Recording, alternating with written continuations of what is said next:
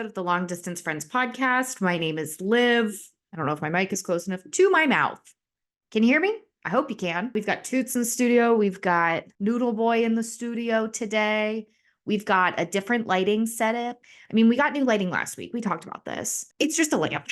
It's just a lamp with an LED light. Cheese it. I want to de-influence for a second. Like, you don't have to go out and buy brand new everything. You can very much reduce, reuse, recycle what you have. I've been trying to obtain things via thrifting, via Facebook pages where people are trying to get rid of things instead of just buying everything brand new.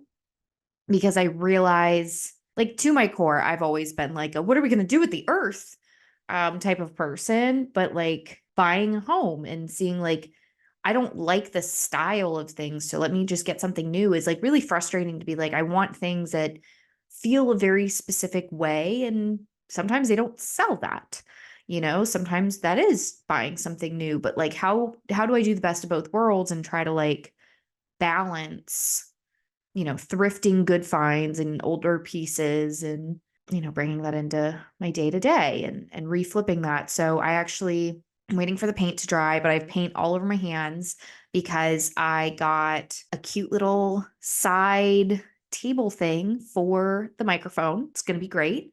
I am trying to figure out the chair situation because I love my rocking hanging chair. I really do. But it's kind of tough when I have my tutti frutti little boy who wants to sit on my lap and it rocks. So there's that. I've already filmed this episode once. I filmed it once and then I was like, well, I'm fucking tired, so I'm going to bed. And I watched it back and I was like, you can so tell. It was 2 a.m. when I filmed. Love that.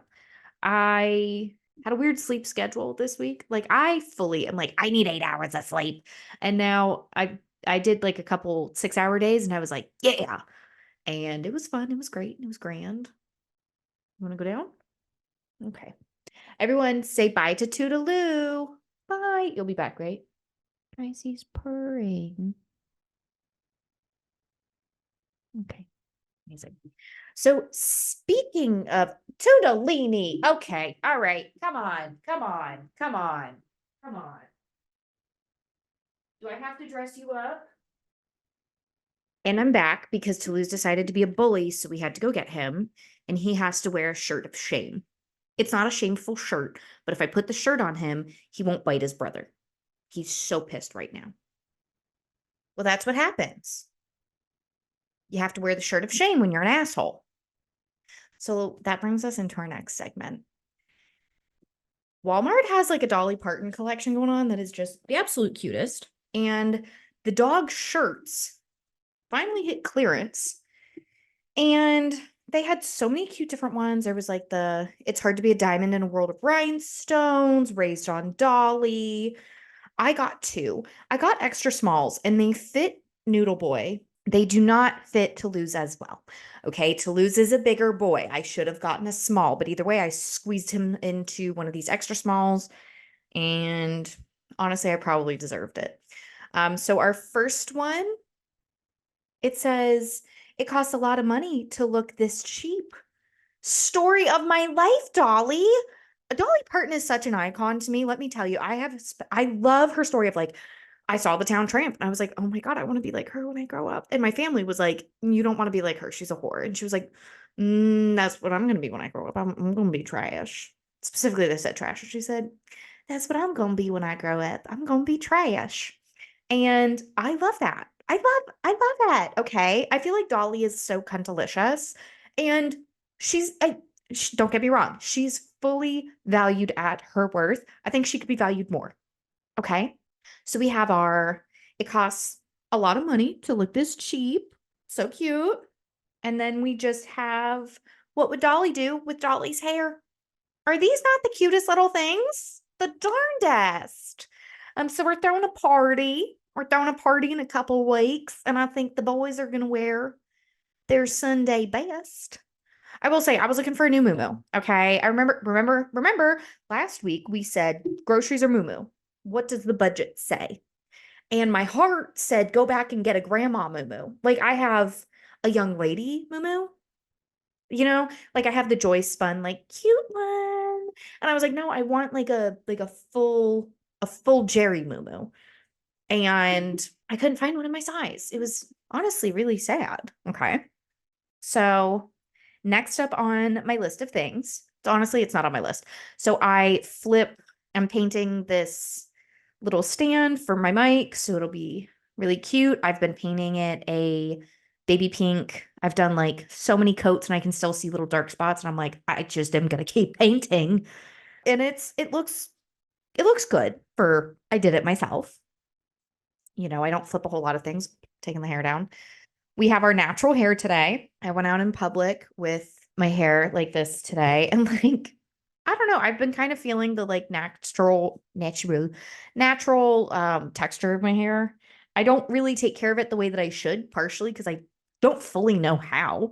Well, we've talked about that, but it just I don't know, it's here. It definitely needs more moisture. I know that. Thank you. If you are a wavy hair professional, let me know what I need to do to let her be her best. Okay. So moving right along, I am watching Dune. It was a big discussion this week of like the new Dune movies out. Obviously, the popcorn bucket from fucking hell. Have you seen it? The SNL skit is lovely. If you have not seen the Dune popcorn bucket, go look it up right now. Terrifying. It looks like a fleshlight. Okay. It looks like a fleshlight with like, oh, it's so gross looking. It's ridiculous. So one of my girlfriends has reached out to me and was like, "You've changed my life." And I was like, okay, like, but how? You know? And specifically, she was like, "You introduced me to these electrolyte packets, and I cannot get enough of them." And I saw someone on TikTok who was like, "Dear water talkers, like, oh, the adult lady needs her juice. You need juice to drink." And I was like, "Okay, listen, I will drink regular water like a fucking fish. But have you ever dehydrated yourself from drinking too much water? Because I have. Like, you need electrolytes. You need a lot, like a good amount of electrolytes. So I try to drink like 1 to 2 electrolyte packets a day. And if you are an electrolyte company and you would like to send me some of your products so that I can review it and I can tell people what is the best, hit me on my celly, call me on my line, hit me up. Let's partner up. Let's influence this world to get more hydrated and drink their electrolytes. Okay. Element, is that how it's pronounced? Those ones, I haven't tried them. They look like they're just straight salt from what I have researched. Also, they're pricey. They're not in my budget right now. I've been getting, oh my God, he's fully about to get himself stuck in there. Have fun. I just get the like store brand little 16-ounce water packet things, and I put them in my 40-ounce. And I have realized now, if I were to drink one of those in 16 ounces of water, I feel like it would knock me the fuck out with how flavorful it is. I put one packet. And then I do see the Watertok people where they're like, that's fucking ridiculous. And I agree. The minute you start putting syrup in your water, what the fuck are we doing? And like, no shame to it. Get it where you can. But like, you're not putting, like, those people are not putting electrolytes in there. They're putting like literal flavor, like additives. And again, no shame in it. Get it where you can. I just simply could not handle that much flavor. Okay. Call it as you see it. I just can't. Okay. It's way too much. It's way too sweet for me. And that's something that, like, I have a huge sweet tooth to begin with. Like, I know that sugar is my vice, and I will take sugar over hardcore drugs any day, any day. But like, me saying something is too sweet is wild, truly. So there we are with that. Okay. And I love these electrolyte packets. I am a big fan. Currently, I shop at Aldi. I can afford to get the majority of my food from Aldi. I will go to other stores if I know they're having like a sale on a certain item. Like, I trust Aldi. Honestly, I really shouldn't trust Aldi's chicken. I eat Aldi's chicken, but like, have you seen Aldi chicken? Have you seen Aldi chicken breasts? They are bigger than my titties. Okay. They're huge, huge. Those chickens are getting ogs hardcore. Okay. But I eat it because that is the budget that I'm on. Publix is the cheapest eggs that I can find. And I'm not eating organic, cage free, whatever the fuck it is. The like They're raised in my backyard chickens. I don't have backyard chickens. I can't afford to pay $5 for 12 eggs. At the rate that I eat eggs, listen, I probably could afford it, but I'm not willing to invest that much money into it when, like, yeah, it probably has more vitamins and minerals, but like I can buy 30 eggs at Publix for $4. Like, I have to evaluate the like quantity of food. Like, yes, the quality is so important, but I'm 24. Okay. I'm 24. And if I'm 24 and I'm trying to have a specific like nutrition goal of like, I'm going to eat this much protein, I'm going to eat this many calories, I'm going to do this, and this, it's expensive. Food is expensive. Food is, I hate that my first thought was food is a luxury, which like is such a fucked up thing of like where society is at. Like I'm gonna be honest, the whole Kellogg's thing, like, yeah, Kellogg's deserves fucking shit. I was grocery shopping earlier today and I was like, I haven't purchased cereal in so long. And like I don't even know how much cereal costs anymore. But in my head, cereal costs like $2-3 a box. It was $6 for like the small boxes, not even the family sized box. $6. That's insane. Especially considering like just eat cereal. No, that's a fair point. $6 for a full box versus $6 per chicken. Yeah, that's fair. No, that is fair. But that's like a struggle meal. And that's not going to hit my goals. That's not going to help me be a healthy growing girl. Okay? Because I am a healthy growing girl. Anywho, let's actually get the real fucking list. So we have a new thumbnail, we have a new cover image. Live, laugh, love it. So the image of myself on it is from the original KKP photo shoot. All right. That's one of the Barbie set photos. And I don't know, like it feels professional, which is ironic. It feels professional enough for me to use in like this circumstance. It feels like this level professional. And I just really love the photo, truly. And I know that I don't look like that right now because I have no makeup done. My hair probably needs to be washed again because I don't know, it looks a little mousy. It just definitely it needs more moisture. Okay, I know. And I don't know, it's such a cute photo. Might add it up here, but we have a new cover art. So exciting. The background photo of it is a photo. I'm in that photo. So I cropped it. It is a photo from a photo shoot that I had done in Santorini, Greece a couple years back because I started doing the photo. I don't know if I've talked about this before. I started doing photo shoots on it was my 22nd birthday. So on my 22nd birthday, it like dawned on me that I was like, I want nice photos done. And I was in Greece with a boyfriend. Honestly, it's such a funny story. He was like, we'd been dating for 3 months, by the way, when we went to Greece. 3 months. We booked the trip after dating for like a month. And he was like, your birthday's coming up. And like, I want to make your dreams come true. I'm going to take you to Greece. And I was like, okay, like, slay. Of course, I deserve this. Like, that's exactly what I would expect. And so he booked the flights, and I was like, oh, like, okay, this is okay. You know, he used Expedia, no shame in the game. Fair. I did think that at like 30 years old, though, we would be able to like be booking at least through our credit card. You know, like I figured at least we'd be like, oh, I get points for this. Like I'm doing this the smart way instead of just like the cheapest way possible. Right. So that happened. So we were the last row of the plane next to the bathrooms, every single flight. No shame in that game. Totally fair. Totally get it. It was such a weird vibe. I fully thought that I was going to get proposed to because he was emphasizing the whole time, like, we have to have this one day where like you need to bring a really nice outfit. And I was like, he's definitely going to propose. He was going jewelry shopping for like 8 hours one day right before the trip. And I was like, he's buying a ring because I was delusional. All right. I was delusional. Also, to be fair, I had been proposed to multiple times before this trip. So I was like, men love to propose to me. It happens so frequently. It makes sense that he would also want to marry me. So either way, he picks out my nice day outfit. He is like obsessive with how nice he wants to look for this bougie day. And I was like, oh, we should like, what are we going to do for that day? he was like, oh, just like walk around, whatever.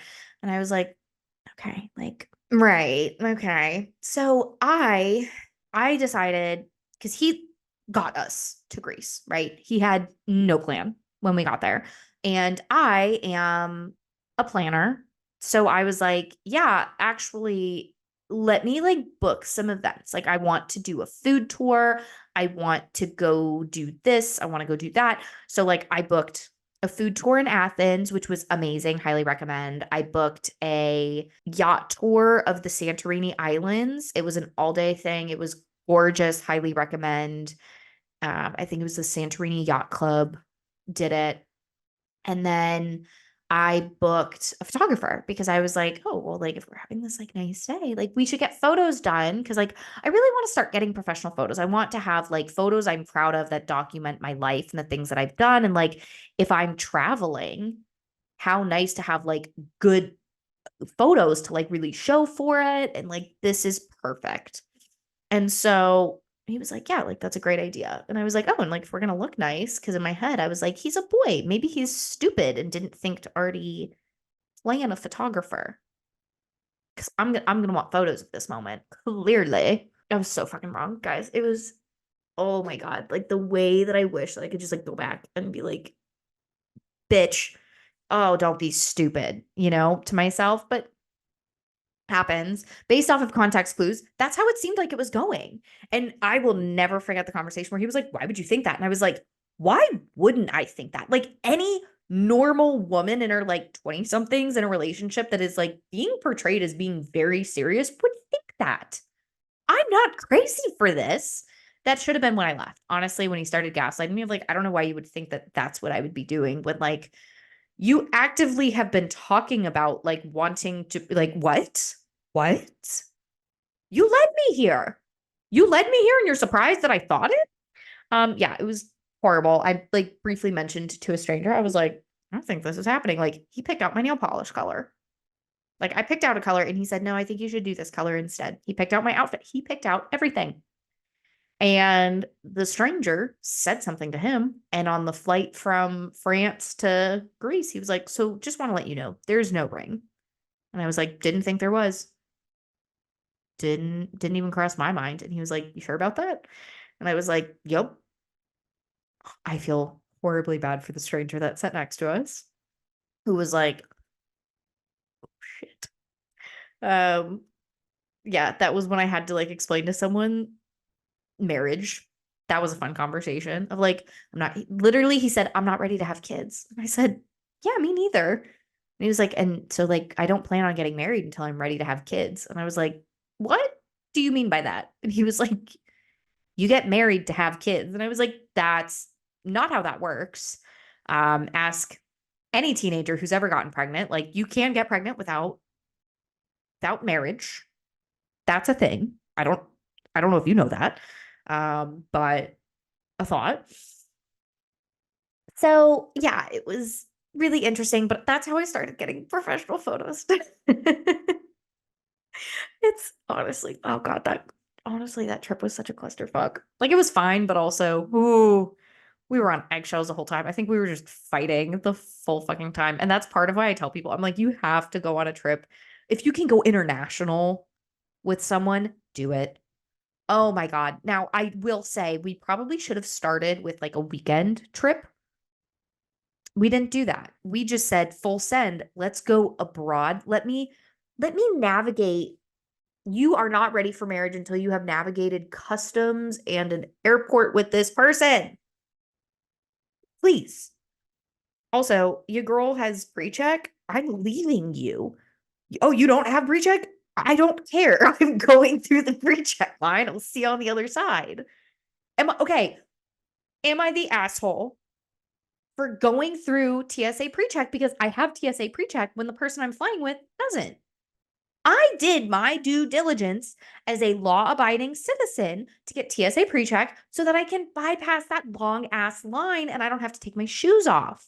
I'll be standing out on the other side going, "Hey buddy, I'm not waiting with you in TSA regular line. I paid for pre-check. I got to use it." So let me know if I'm the asshole in the comments below. Waffle House. I haven't been to a Waffle House in, oops, I haven't been to a Waffle House in like 2 years. I miss Waffle House. I like Waffle House. And you want to know what the superior order is at Waffle House, in my most humble of opinions? The grilled chicken hash brown bowl. You get chicken, eggs, hash browns, cheese. I like to ask for the hash browns to be extra well done because I like them extra crispy. I think there's onions in it too, actually. I'd like to add so much pepper. Like you should be sneezing the amount of pepper I put into my meals and mix it all up. It's delicious. So I didn't know that Waffle House did grilled chicken until 2 years ago. And actually, it was more than that. It was in college. So I started ordering this hash brown bowl in college. I found out about it then because, like, I started going to Waffle House when I was in college because there was a Waffle House on the strip where like all the bars were and it was open 24 hours. So you would go to the bar, you would go to Waffle House, you'd go home, or you would go and you'd get messy fries and you'd go home. But I fucking love a waffle. And I didn't I didn't go to Waffle House before college, you know? Like it wasn't until I moved to Alabama that I was like, "Ooh, Waffle House." Okay, cuz like Waffle Houses weren't super prevalent where I grew up. And I learned from the people I was around to just order the same thing that they ordered and like didn't ever question it until I was like, "Oh, like fuck it, I'll get something." Like, I don't know, I'm feeling risky. And I just like didn't look at the menu. And then I found out they had grilled chicken, which this makes me sound so fucking stupid, honestly. But like, I was like, fuck it, like it can't be good. But also, it's like, fuck, I'll try it. It was delicious. Okay. You have been sleeping on Waffle House grilled chicken. It's delicious. It's moist. It is the perfect chewing texture. It's great.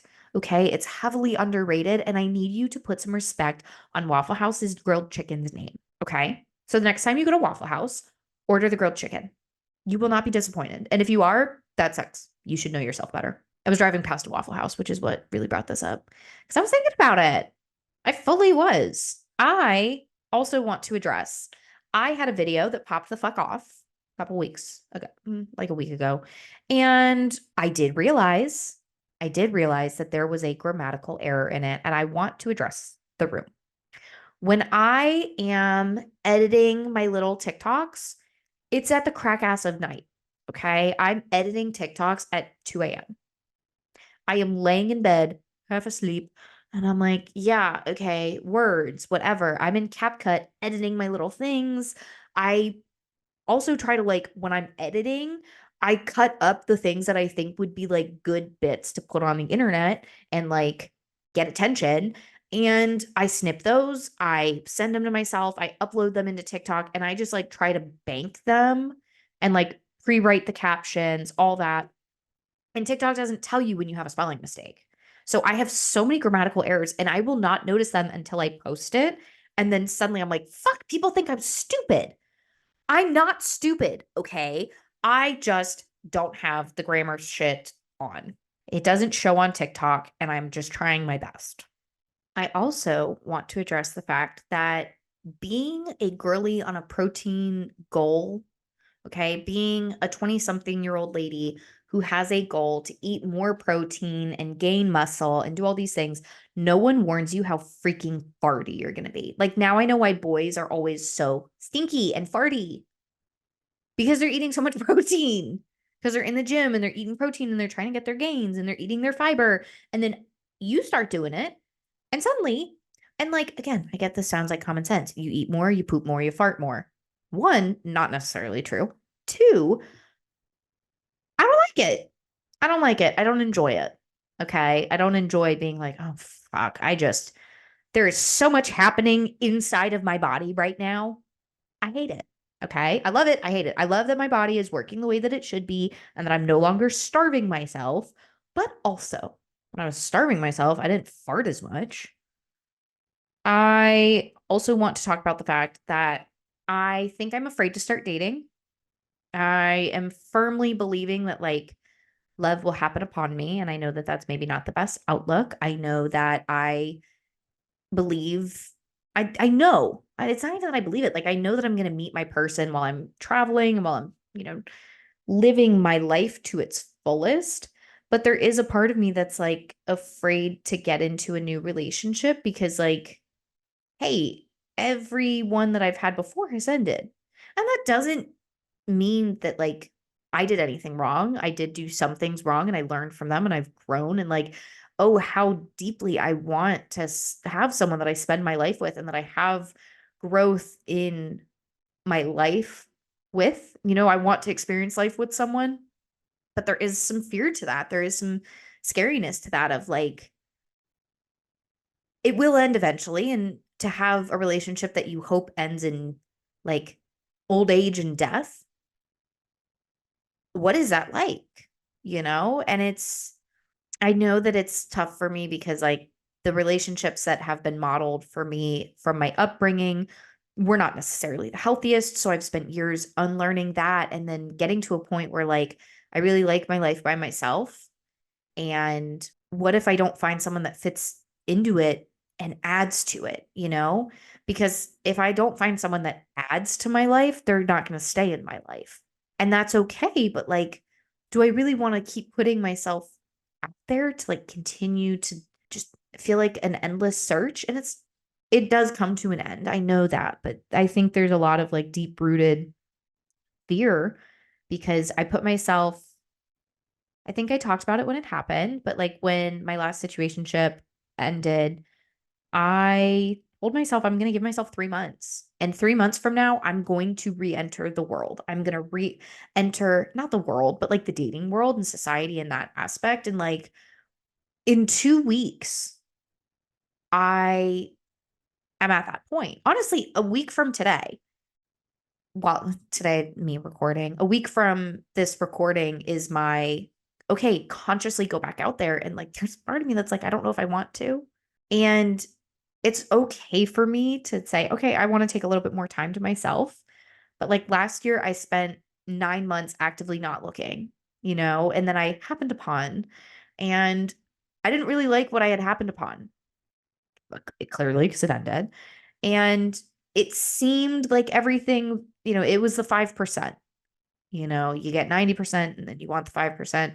And I'm not saying that I had 90%, but there was like a very specific, honestly, like 1% of like, it would be nice to like, what if this changes everything for me? And like, it didn't. It didn't.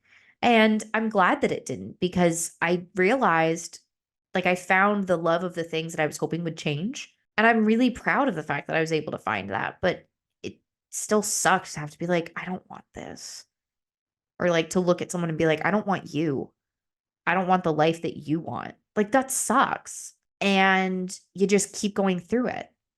And I'm surrounded by people that found their person. I watched Taylor Tomlinson's new stand up where she was like, I'm at the point in my life where like when people are calling me, they're either like, I'm getting married, I'm engaged, woohoo, this person and me for the rest of our life. Or they're going through the most devastating breakup of their life because they thought they found that person. And like, yeah, that's spooky. But I want to get married. I know that I'm meant to get married and have kids and not spend my life alone. And it's intimidating. I think that's the biggest word that I'm looking for is that it's intimidating to consciously look at my life and know that like I have an appointment on my calendar that says get back out there and start dating again. And like, okay, I tried Hinge for a while and Hinge sucks. There's a reason why there's a lawsuit for Hinge right now because Hinge actively shows you the people that you're not compatible with and says, oh, do you want to actually see the people that we scientifically know you would be compatible with? Pay us $40 a month. Not going to happen.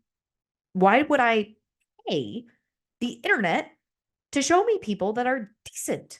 And then you've got Bumble that's like, here's everybody. And you got to sort it out yourself, babe. Hate that. So I don't know. It's just, I don't even know if I want to get back on dating apps because I just don't really believe in them working. I know that like I have friends that found their people through dating apps. I've seen the influencers that have found their people through dating apps. And like, I just can't get on board with it for myself. Like, I've met multiple partners through dating apps and just didn't really love the experiences, Like, the past several people I've dated were through dating apps. And I do think that unfortunately the market has become oversaturated. And so you're finding that people, it used to be like you went to Tinder if you were just looking for hookups, you went to Bumble if you were looking for like actual relationships, and then Bumble became a lot of hookup-y people. So then Hinge was where you went. And now Hinge is the same fucking thing, you know?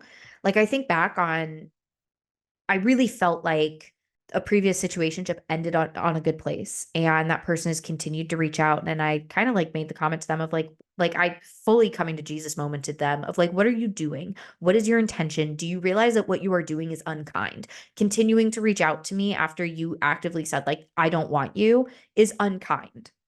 Well, I didn't say I didn't want you. No, you said you didn't want the same long-term goals and visions and dreams as I do. And so therefore you don't want me, because what I want is that, and you don't want the same things as me. So why are you continuing to waste my time and yours? Because you're lonely? Do you like, I literally, he like said something along the lines of like, I don't know, I'm like kind of struggling mentally and I just don't want to be alone. And I was like, you have friends, you have family, you have a whole network of people here that you can reach out to. And yet you reach out to me because you just don't want to be alone. That's unkind. That's so fucking slap in the face. Like that tells me how much you thought of me. Like, no, no, no, no, no. I do think very highly of you. Blah, blah, blah, blah, blah, blah, blah. Like, right. But you think low enough of me now to believe that what?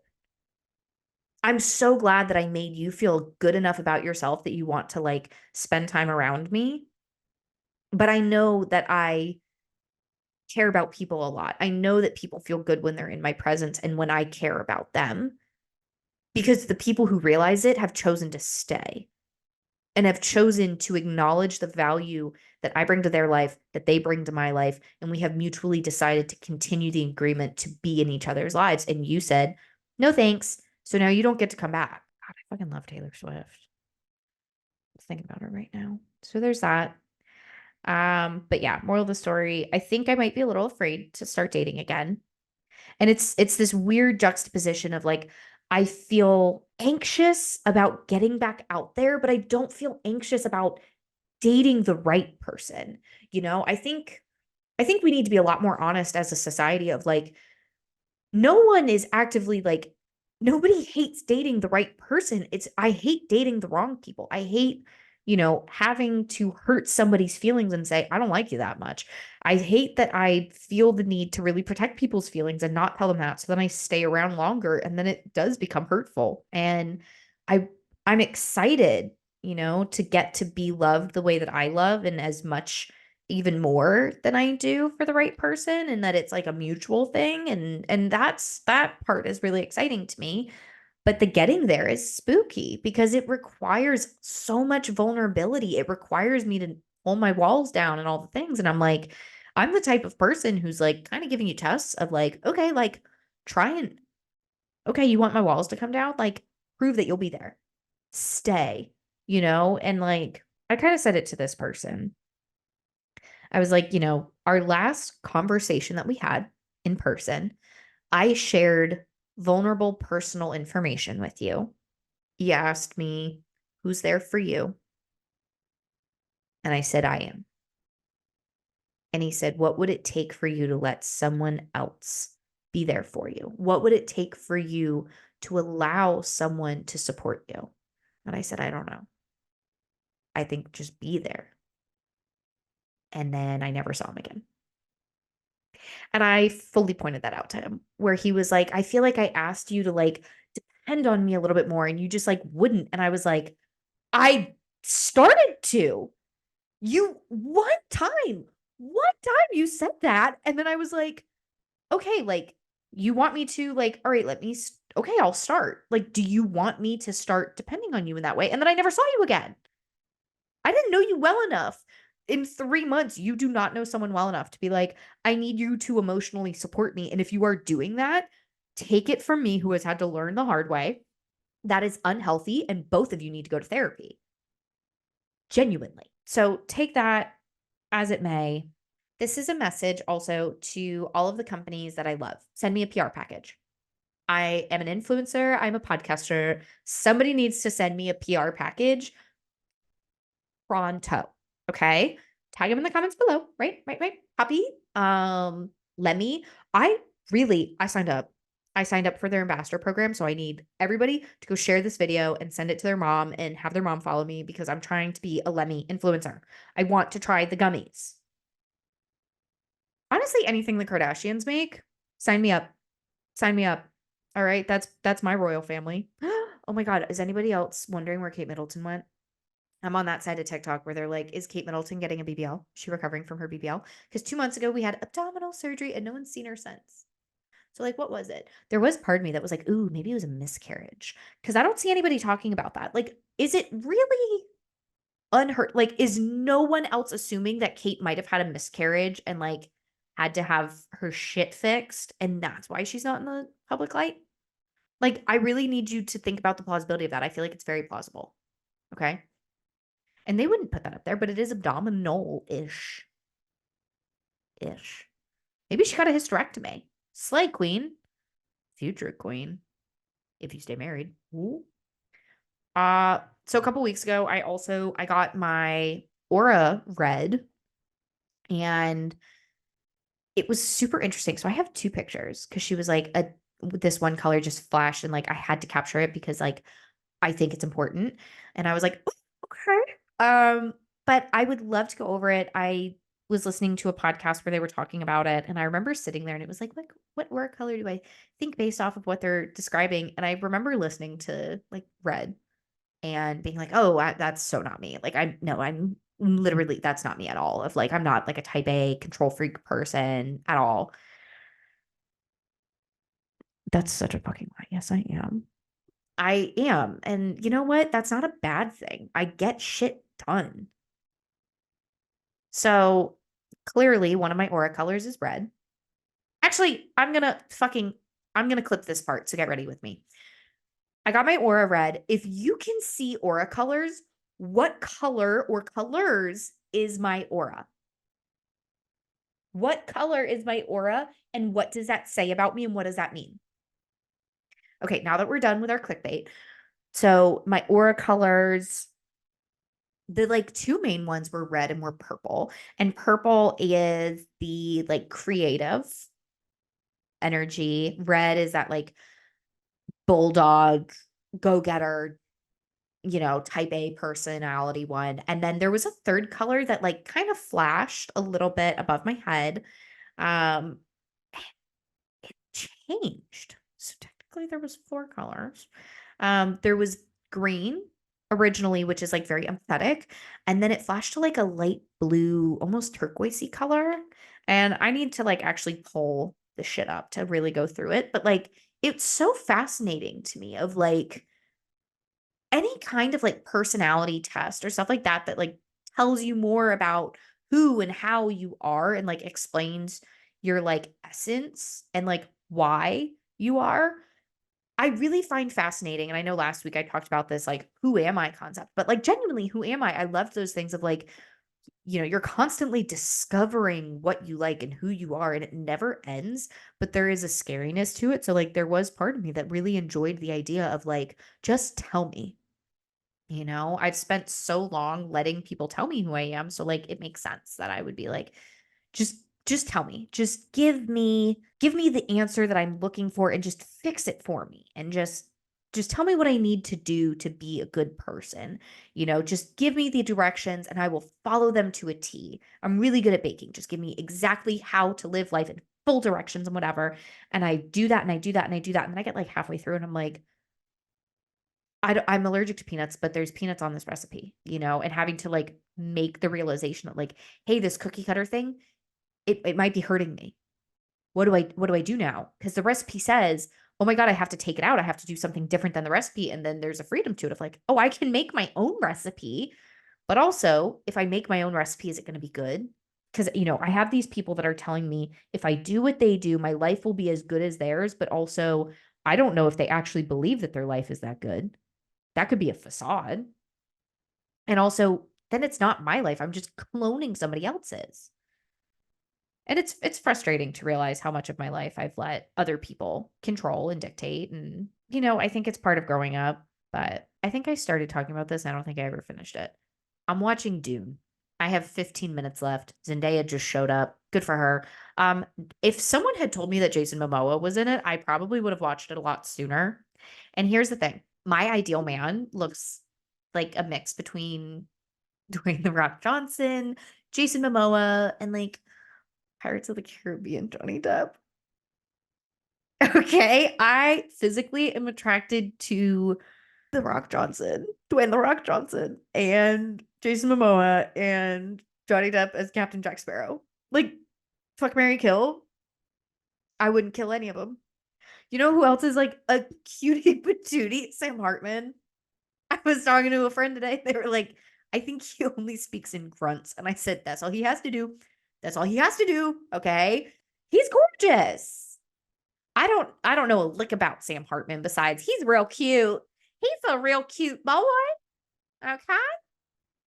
That's all I know about Sam Hartman. I think one of the things that I really love about Dwayne and Jason is that they have both been extremely outspoken about their love of the women in their lives and the respect that they have for them. And like the way that they treat the women in their lives is not just something that they talk about, but it's something that has been seen without them saying of like, oh, they fully are looking at these women and are like, she is everything. And I'm here to like protect, provide, and like profess how wonderful she is. And I was like, that's what I'm looking for. Like a man that loves like that. Game over. And it does not hurt that they are handsome as fuck. Johnny Depp and Dwayne The Rock were my like original childhood crushes. One time, I don't know if I've told this story yet on here. One time when I was like 8 years old, again, in love with Dwayne The Rock Johnson, my mom and I are out to dinner and I see this guy who vaguely looks like him. And I was like, oh, he looks like The Rock. And my mom was like, you love him. And I was like, I do love him, but that's not him, mom. And she was like, no, that's him. And I was like, mom, I would know. That is not the man that I love. And she was like, we got to go get a picture. And I was like, mom, I don't think that's him. I don't think that he would be in our rinky dink hometown. Like of all the places that he would be, this is not it. And she was like, get up. We're going to go. My mom pulls me over to this man and is like, my daughter loves you. And he was like, I'm not Dwayne The Rock Johnson. And I get it all the time. And she was like, you're not? And I was like, I told you he's not.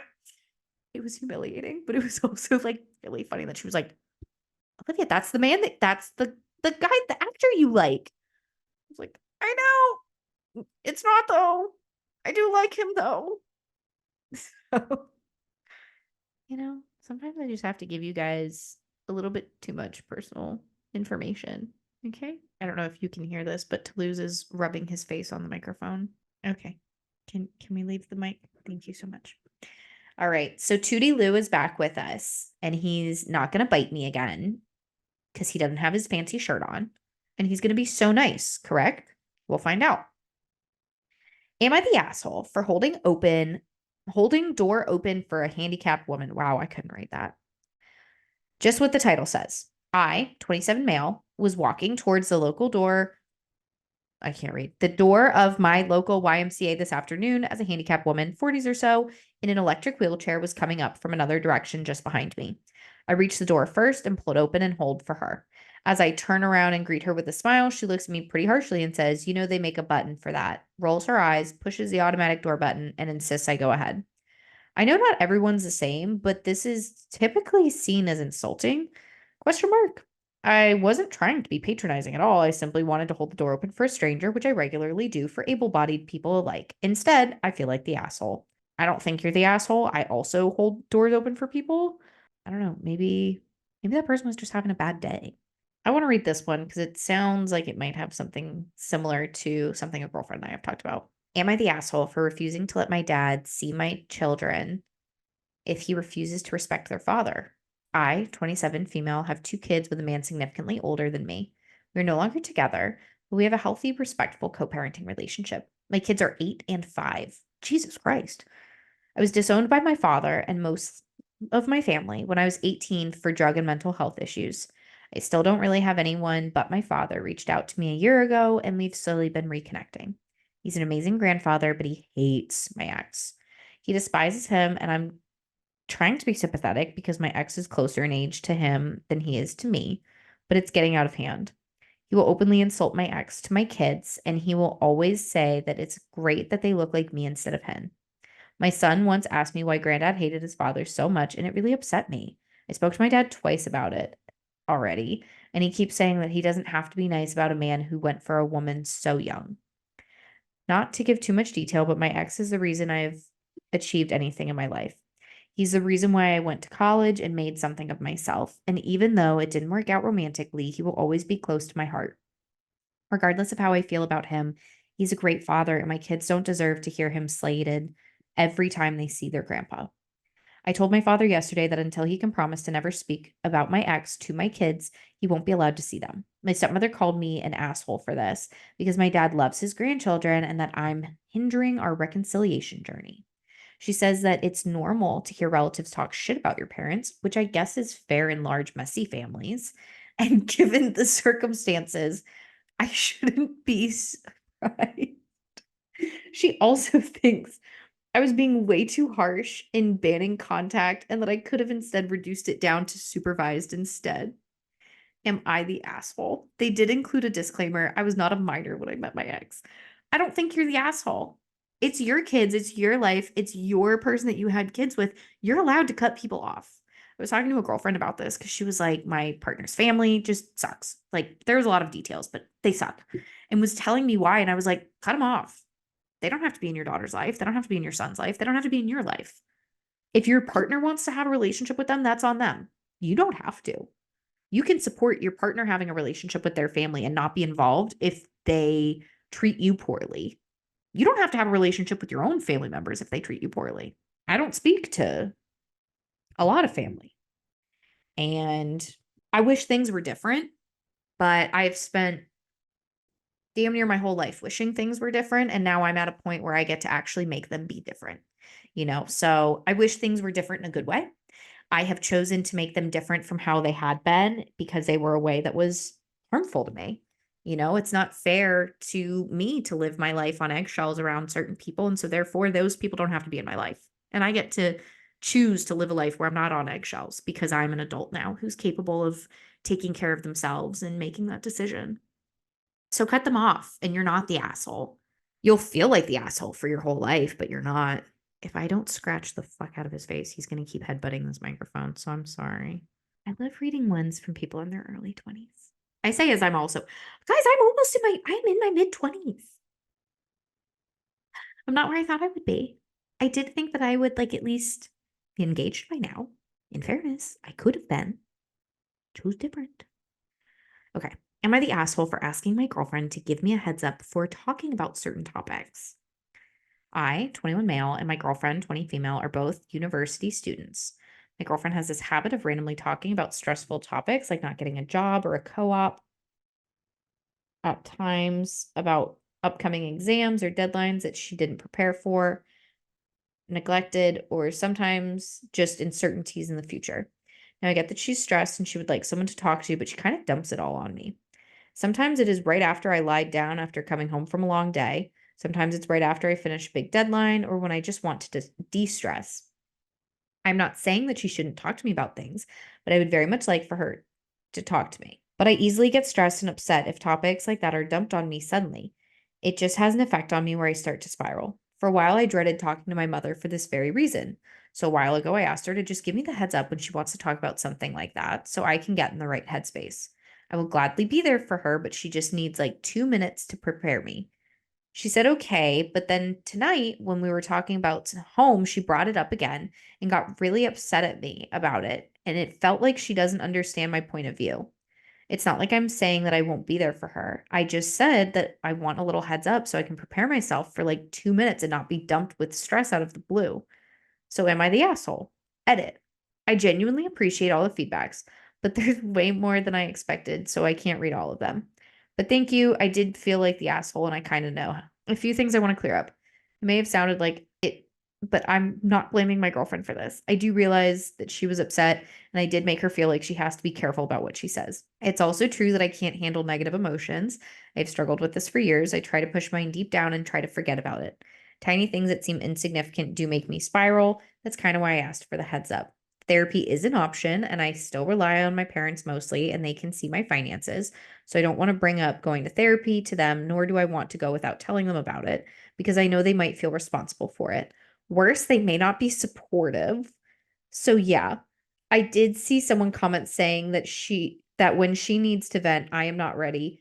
And I'm not ready. I can be the one to say, "Hey, can you give me a few minutes?" I will try to do that. Thanks to whoever that is.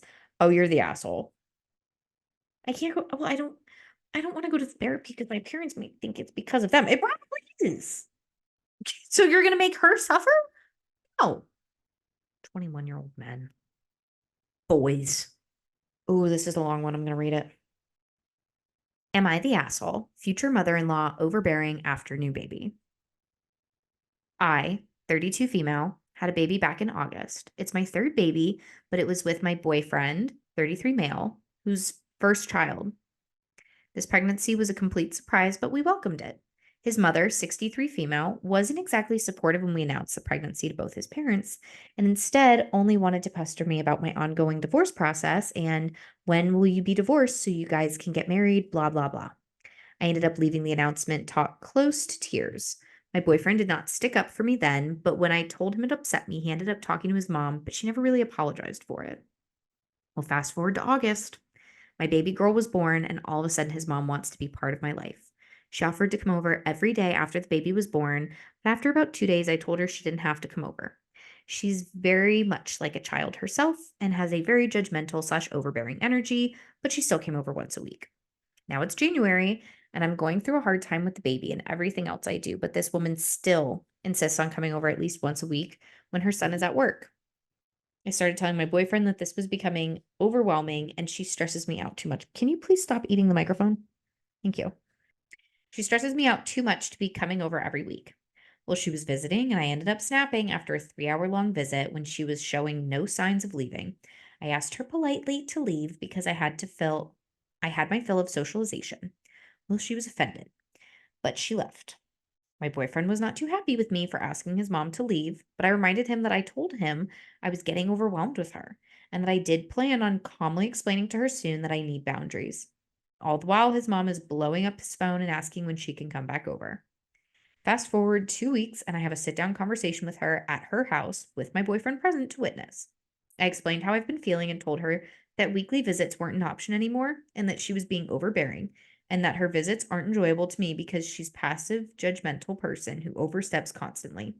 She said she'd stop being so overbearing and that she was sorry. Well, within 2 days, she was back to texting me and asking to come over.